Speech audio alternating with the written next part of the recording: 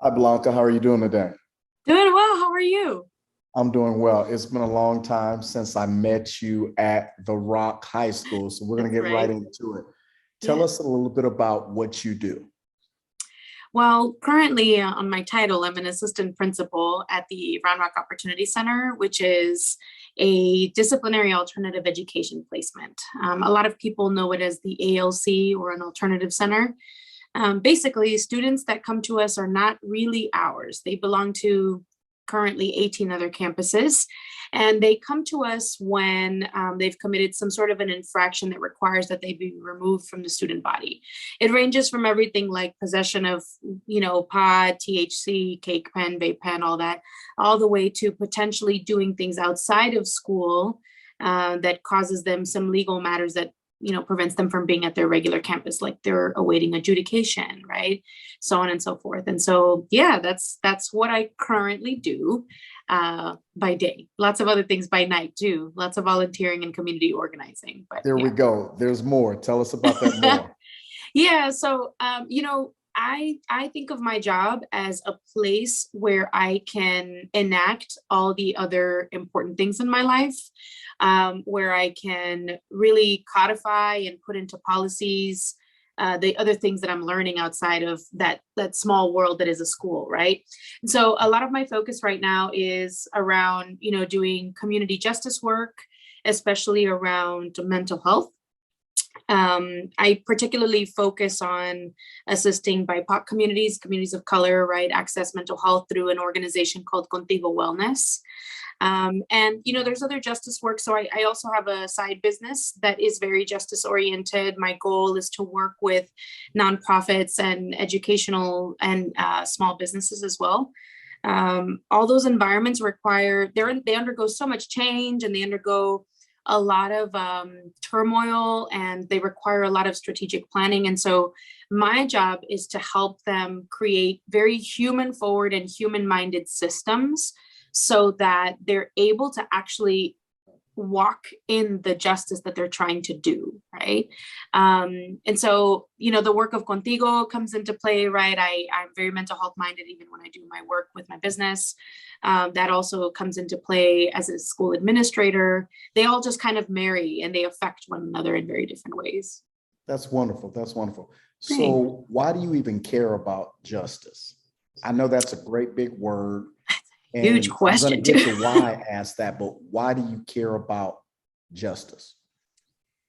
um, I think that, well, there's some personal components to it, right? I've experienced, by the way, that's my dog. I'm sorry. You're okay. You're okay. Chance, be quiet, Chance. Um, there are some, personal components to it. As a Latina, as a woman, I've experienced my fair share of inequities, of discrimination. I've seen racism happen to me, and I'm a light skinned Latina, right? I can't imagine men and women who are undergoing the kind of racism that comes with having darker skin, of being a Black American, being an Arab American, right?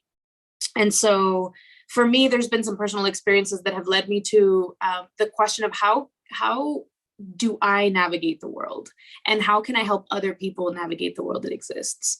But on a larger scale, things like my faith, my spirituality, really center around the idea that we are doing God's kingdom work in our world today, and that I really do believe that the kingdom of God is here and now and not yet all at the same time, right? The idea is for us to make this world much like what God envisioned to be his kingdom. He's given us a blueprint, and I think we need to act out on that, right? But that also means fighting very often upstream against systems that were created to not embody the justice that God had designed for us, so that we can all live fully in the identity of who we were meant to be, just as we were created to be, with our skin color, with our, with whatever gender identity, with whatever, pathway of life, right? Like God created us all in this unique design. It is an imago Dei situation, right? It's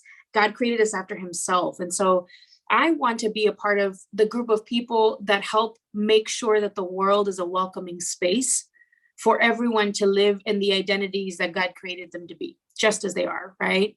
But that means that systems are set up to not allow people to do that. Systems are set up to oppress people.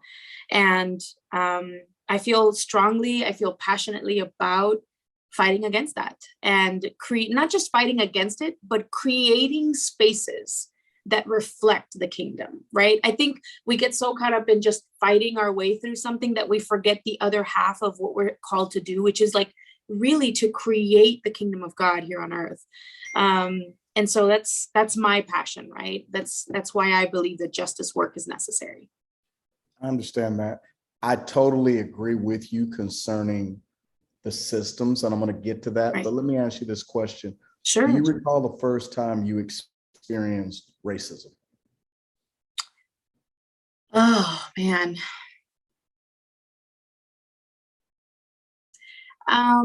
Systemic, yes.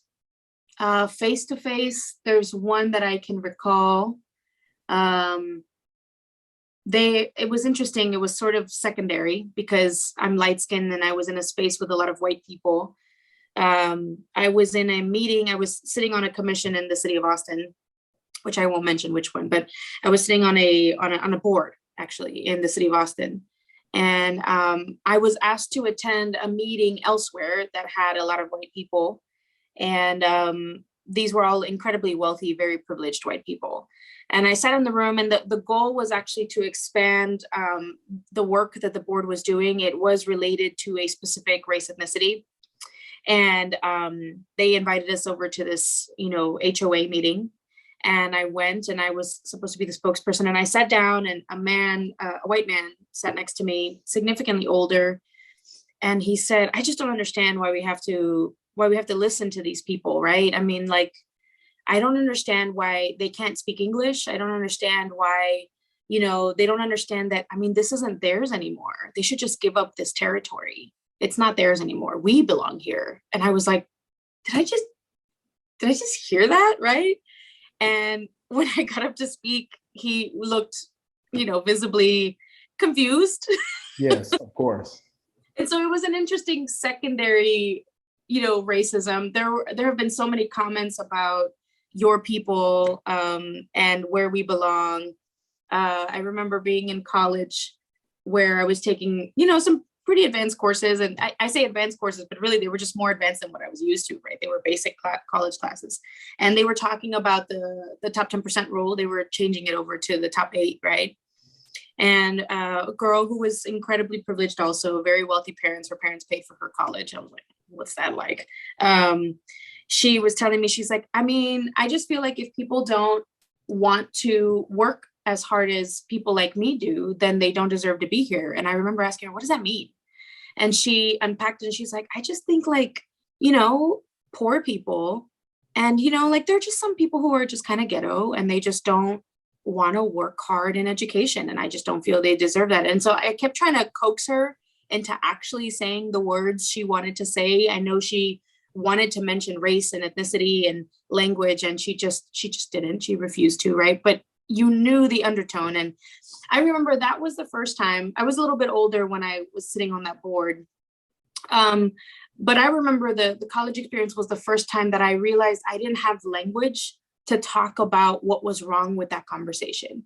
I didn't know how to say that it was about racism. I didn't know how to say that it was about linguistic discrimination. I didn't know how to talk about the big macro problems about saying that poor people don't deserve to be in these spaces because they don't work hard enough.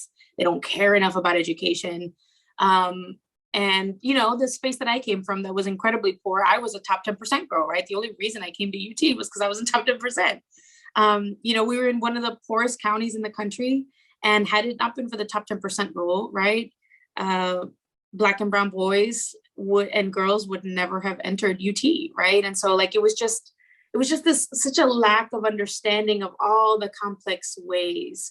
But I have to tell you, I've never faced the kind of racism that my partner has faced. For example, he told me a story, and he's Black, and he told me a story about having approached a gas station and that a guy, I guess he accidentally cut the guy off, and the guy got really upset, and he rolled down his window and he yelled at my partner, and he said, he's like, "Man, get out of here, you monkey." And like, I've never experienced something like that. And so I'm aware of my own privilege in that sense. A lot of the racism that I experience is about, de facto racism, the kind of racism that isn't so direct, it's underlying and systemic. But I've never experienced what he has. And so I'm fortunate, but also I understand the complex part of who I am and the different things that I embody in my skin, in my language, I found it quite difficult on two levels to discuss systematic racism. One level is when I'm dealing with individuals who have experienced racism, but that particular individual has overcome. They are not the norm. And when I say they are not the norm, meaning if all things were equal across the board, statistics clearly show that there is systematic racism. If it was one state or if it was just one decade, but there definitely are systems. And so what I'll try to get the individuals to understand, I said, listen, I'm not being dogmatic in my ideology. I'm letting you understand that, and I'll just use the statements that you made. I said, when the average Black person moves into, let us say, an upscale neighborhood, an affluent neighborhood, one of the first terms is, oh, there goes the neighborhood. The property value is going to go down. And I said, I can go to any city and make that statement, and white, Black, Hispanic, they'll say, I've heard that. I'm showing you that where that began was a socialization by different individuals who put practices in place that the mayor can change, the police chief can change, the head of the hospital can change, the insurance company can change. But in all of those institutions, people who are brown or Black will be less likely to experience the benefits of those systems. And even if you are brown or Black and you have experienced great benefits, I'm saying statistics, not my opinion, will show you that's not normal. And so that's been one side of it. The other side is, and I'll just use this as an example, if I'm speaking to an individual who is another race, and I'll say something like, do you believe in systematic racism? Immediately, they think of individual racism.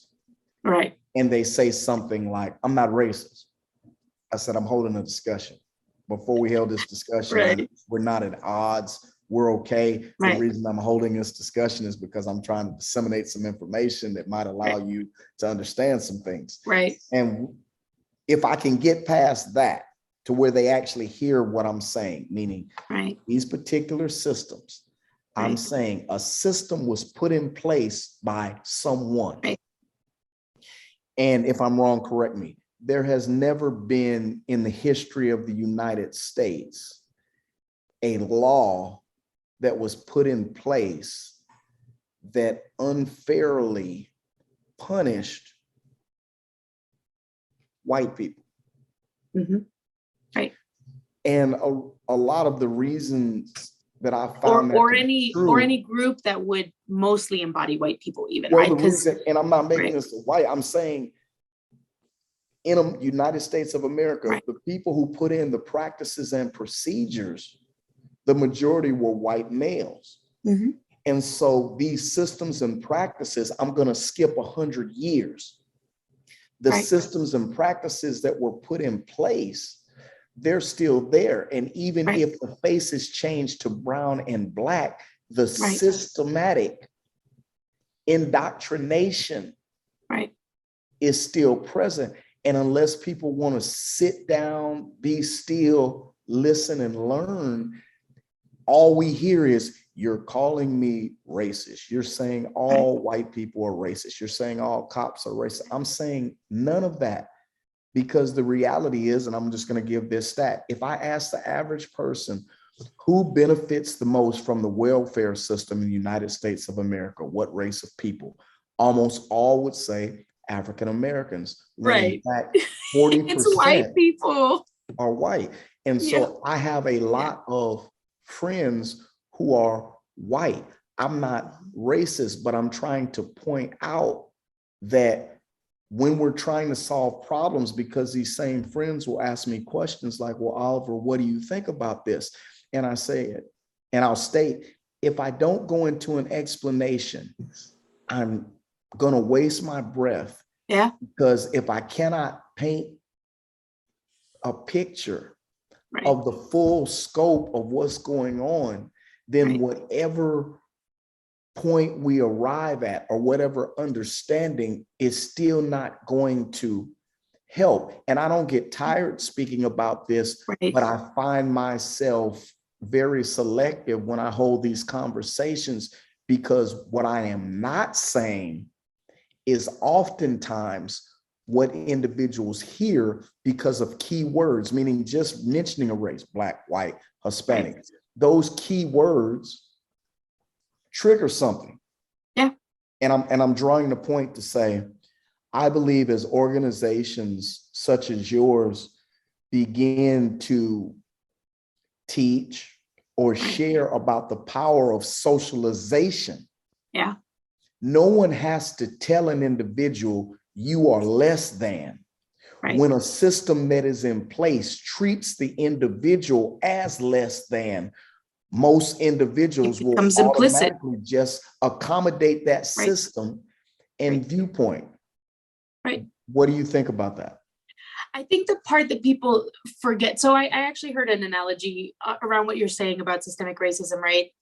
The reason it's so hard to get people to understand the systemic part and detach themselves as individuals from the conversation is that, like racism is a little like a fishbowl, right? We're all fish in this water. And this water is racist. It started as racist. We were fed this water from the get. And as you create more babies in this water, right? These babies get used to this water and they think this is just water. This is home, right? And so it's hard to have a conversation if you're if you're a fish from the ocean, to talk to somebody about a different kind of water, like, oh, what ocean are you from? And they're like, what do you mean, what ocean am I from? I don't even know what an ocean is, right? Because it's so ingrained in us to have these systems present that we're not taught to identify it, right? I think that's so much of where our country is we're just in the time where we're even identifying how deep this goes. And, I used to teach social studies when I was a teacher. And as a historian, right, a lot of what I would teach my students to do is not just question everything, but assume that all history is constructed. It's all constructed by somebody, right? It doesn't mean it's all constructed negatively. It's just that everyone pitches into this notion of history. The thing that happens is that what gets recorded is often by one perspective. In this case, we're talking about the white perspective, white male perspective, right? So when you grow up hearing all this over and over again, then that's the only story you know. And that's the only thing you're taught never to question, right? So one of the small ways I tried to be a little bit of a rebel in that was I would teach kids, like, if you read these things without reading your textbook, without reading these other sources, what would you glean from the construction of these photos that you're seeing, from these news clippings, right? Like, what story would you tell? How would that be different based on who you are and what you've experienced, right? And so I say all that to say that I think it's hard for people to, one, detach themselves enough to understand, like, I'm living in this water. I mean, I, even as a Latina, am living in this water. I may have experienced my share of my own racism, my own systemic racism, my own discrimination, right? As a woman, as a woman of color. But I have to acknowledge that I have been drinking this water and have been nourished and fed from this same water. And so there are things that I carry, even as a person of color, that I've adopted and don't know that I've adopted as right and true, that I've Correct. absorbed into all of my life, right? And that's exactly how oppression works. In fact, like there are journals of old colonizers. I mean, even Christopher Columbus, right? The one that everybody loves. I think everybody has started to cancel Christopher Columbus, I think. But there are journals and diary entries of the conquistadors chants, the diary entries of conquistadors and of people who came to the Americas. I'm only going to talk about Western history, but who came to the Americas, who came to conquer, came to take people and their culture, right? And they talk about the process of dehumanization that happens of these peoples. It is a process. Even if those people didn't have all the same terminology, there's a pattern to it. You strip people of who they are, strip people of their culture, their language, of all the things that are familiar to them, all the things that they celebrate, that celebrate who they are, all the things that unify them. You strip them of those things. And then once you've beaten them down and can get them to also buy in to the idea that this is who they are, this new version of them is who they are, once you've stripped their humanity that way, then you can begin to pour into the new doctrine, right? You can pour in the new belief systems and the new ideas. And like, that's how colonization works. And we are all a product of it, right? I've been taught, even though my parents helped me fight against it, right? But I've been taught that there's a particular kind of English grammar that I need to be able to speak in order to be an educated woman, right? I went to a wonderful university, and I will never forget. I started writing my papers in grad school, especially, right? I don't know how I went 4 years without somebody talking to me about this, but I was writing papers in grad school, and there's a formula to it, right? If anybody watching this has ever been to grad school, you know exactly what I'm talking about. There's a formula to how you write research papers. If you read research journals, there's a formula to those, right? And I remember my mentor there, my advisor, my mentor, she sat me down and she was like, all right, we need to talk about how you write. It's beautiful and it's brown. And I was like, okay. She's like, it's beautiful and it's brown. It's very circular. And the thing is, these research journals are very linear. They are made by white men. White men decide what looks good. And all the people after them, after they've created this system, have bought into the idea that this is how writing is appropriate, right?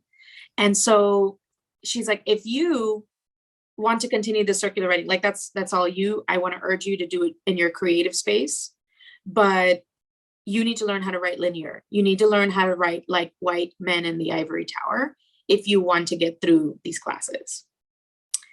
And I loved so much that she was so forward with me. Part of me is like, man, I wish she would have been like, no, let's fight this together. But also she was teaching me how to survive this world, right? She knew I was in a system that wasn't built for me, not only as a brown, as a woman of color, right? But also as someone who was from the border, as someone who didn't have high levels of education from my young age, right? Like she knew I was in an uphill battle, right? And so in her way of trying to protect me from the damage of the system, she said, just do it this way, right? And that's the kind of stuff I'm talking about. Like, it doesn't even have to go that deep, right? It's just, that's a perfect example of like, we've been taught what is right by white men in history, and we've adopted it, and we don't even know that we've adopted it, right? So my favorite question always, when I'm talking with students, when I'm teaching students, is, where did you learn that? My therapist does this with me all the time, right? She's always asking me like, and who taught you that? Where did you experience that first? Kind of like the question of like, where did you experience racism? It's such a vital question to say, where did you get this? Because it helps point to the fact that all of us are indoctrinated, all of us are taught, all of us have adopted forms of oppression and colonization that we don't know about. All of us have in many ways been dehumanized as people of color, right? Going through the school system was not built for people like me. It was not built for people like you, right? It was built for white boys. And it was also built to strip people like us of our humanity. It was built to teach us that these white ways were the correct ones, and that this was what civilized or civilization looked like, right? And so One of my favorite things to talk about when it comes to that question of like, where did you get that from, is actually in the book of Genesis in the Bible, right? Where Adam and Eve are in the garden, they've eaten of the fruit and, they have fallen, right? And God comes into the garden and he calls them out and, they say, well, we're naked, right? And what does he ask them? Who told you you were naked? All of our life is about teaching and learning and indoctrinating and adopting these ideas. And so if we can just ask the question, where did I get this from? And we can dial it back, or even just the question, why? Why does it have to be that way? Who said it had to be that way? Who said this system has to be this way? I think we can breed an incredibly powerful new generation. And I really do think Gen Z is an incredibly powerful generation because they're refusing to just adopt this, right? Like they're the tired generation. And I love that. This is what I love about young people. I'm going to get on my soapbox for a second about young people, but I think young people are really meant to push the boundary. That is their job in society, is to ask why, is to ask who said that, is to ask, why do we have to do it that way? Why do I have to do what you say? And what do we do? What do we do in schools? What do we do in parenting is teach them because I said so, because it just has to be, right? What would happen if we taught, especially our Black and brown boys and girls, right? Our Black and brown kiddos, what would happen if we invited the question and helped them explore the why instead of telling them what to do? Can you imagine how powerful they would be in changing some of these systems? Because they'd always be questioning, who said it had to be this way? Why does it have to be this way? Like they would be the upenders of systems. And I think that is the job of every generation. I think every generation has done it in its own right? That's how progress is made. I think right now, what we're encountering is that young people don't have the same political capital that we've all garnered in previous generations. We've been told that that's how we make change. And I think young people right now are trying to find a way that they can make change, being subversive to those political systems, going around them. And there's a generational clash now, right? Even among people of color with how that change is supposed to happen. There are people saying it has to happen through these political systems, change the political systems, get new people of color on these faces of these political systems. And then, younger people are saying, why? But these systems have done nothing for me. Why do I go run for office? Why do I have to go vote, right? I'm not saying that either one of these is right. I just think we're at this important cusp of change to where both of those things can be right. Both of those things can stand. It's a both and situation. Interesting. My thought as you were speaking was, if you were a white male and you heard everything that you just stated, what do you think you would think? I'd be terrified. No, and the reason I don't want to make an accusation, but I want to answer that, and I want to follow up really quickly. What would you think if you heard that? I mean, if I was a white male, I'd be terrified. I'd be like, this sounds like a revolt and they're going to kill everyone and take over. And I also think it would be a threat to my way of life. Even if I couldn't say what it was, I would feel threatened. And what I want to key on in that is, in the same breath that you state that brown and Black socialization has taken place for decades, I would also offer to you that there are a lot of whites who have been socialized and don't realize it. Absolutely. And now I'm going to go biblical. Yep. A key in that scripture that you quoted about Genesis was, one, Adam defiled his conscience to follow Eve in disobeying God. And what happened to Adam, he didn't immediately physically die. What happened to Adam is he immediately became aware. Right. Because God asked him, Adam, where art thou? Where are you? And then he said, basically, I hid because I was naked.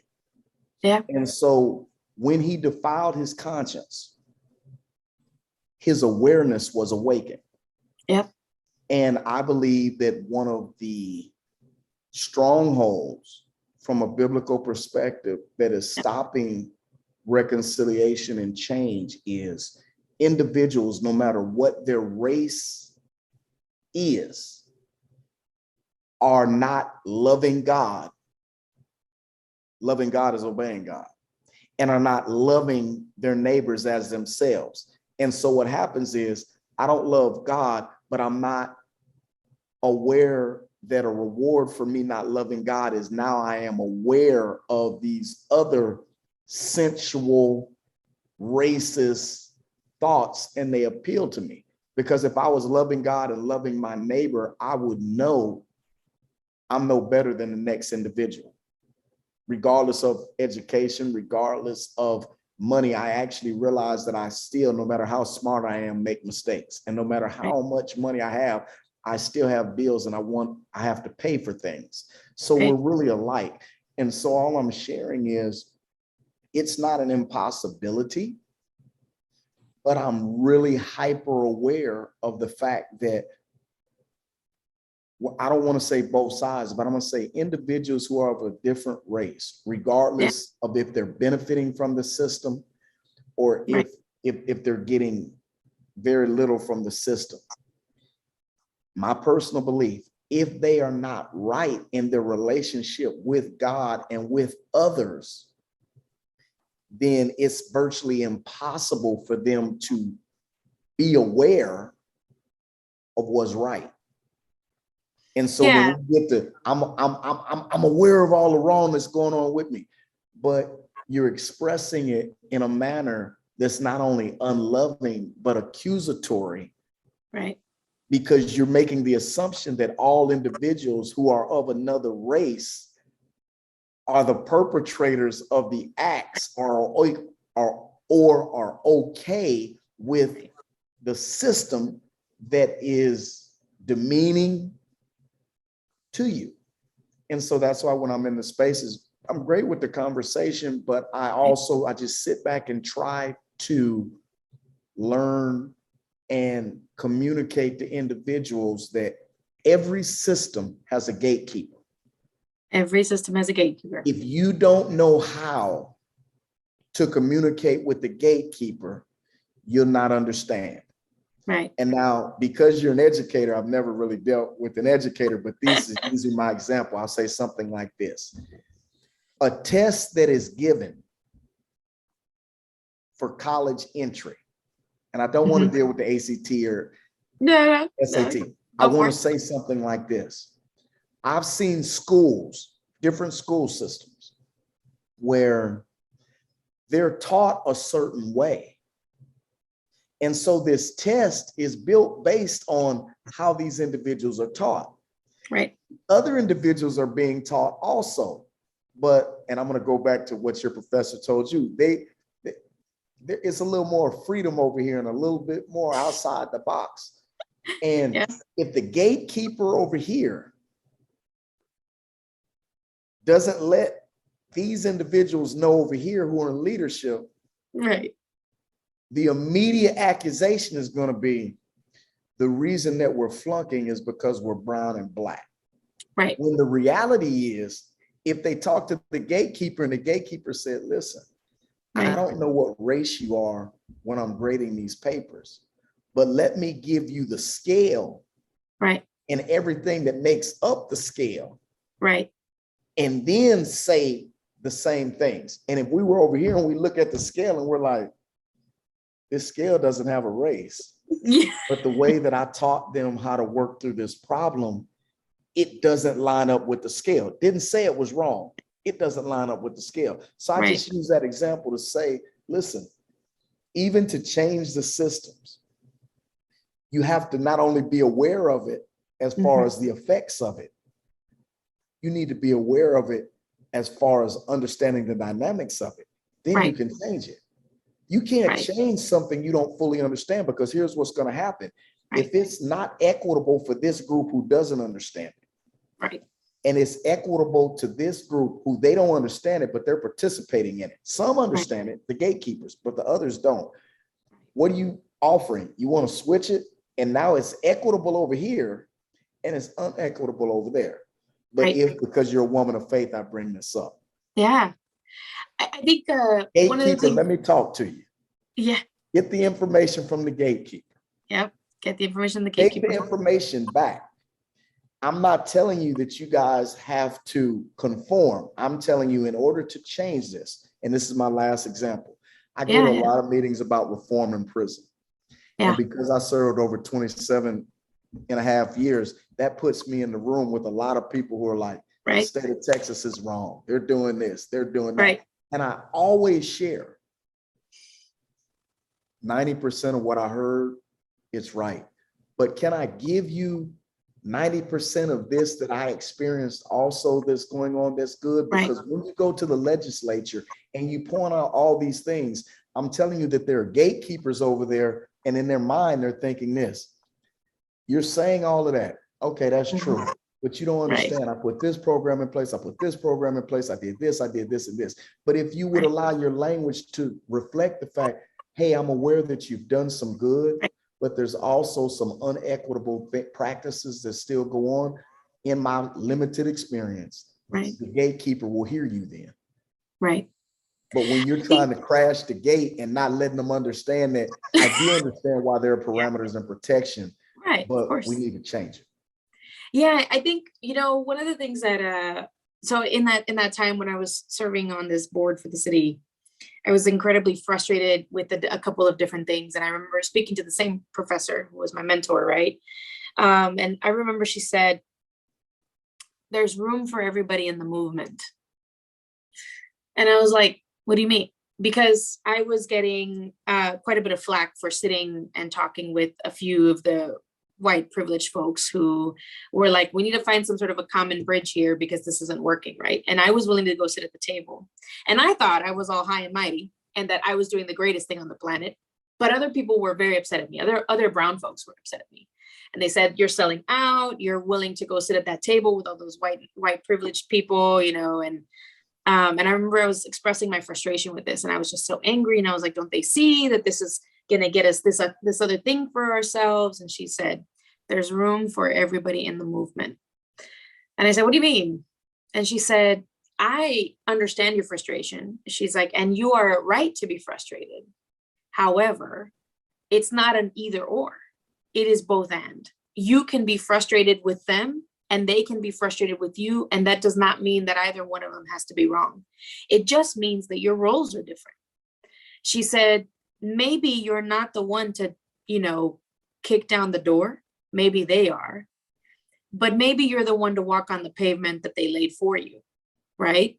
And she said, you just have different roles. And I remember said, this is also a generational difference. She's like, they're afraid that what they have fought for is going to go to waste because you have sat at this table. You see it differently. You're sitting at this table, which is what they desired for you, but that doesn't mean there's not any less caution around what you're doing or any less caution around what they're doing, right? She's like, there's room for everybody in the movement.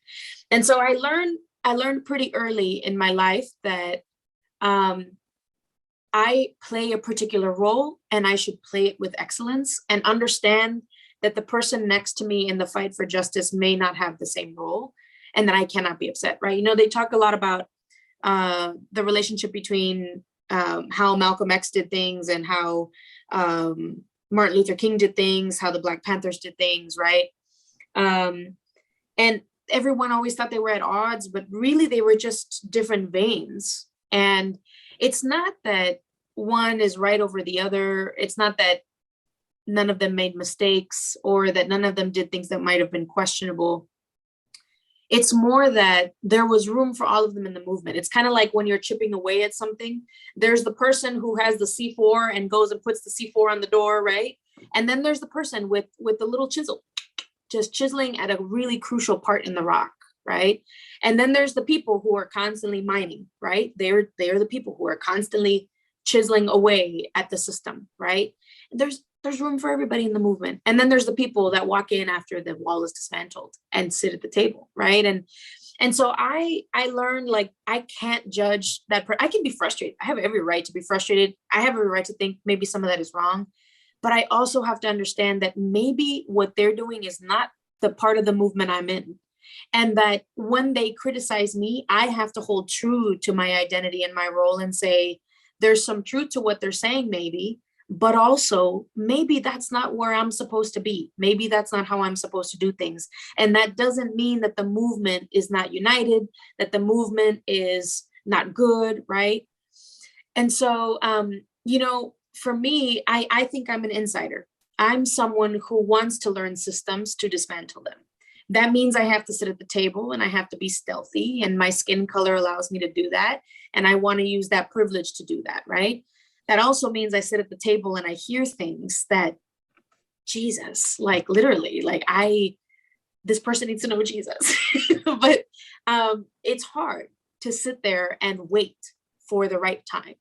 It's hard to sit there and be like, oh, that thing I need to say, or that procedure I need to put in, it's not the time yet. And not everyone is built for the work I'm doing. Just like I may not be built to do the work that someone else is doing in a different way, right? And I say all that to say, like I said, there's room for everybody in the movement. And I liken it a lot to the analogy of the body that God gives us in scripture, with his bride, with the church, right?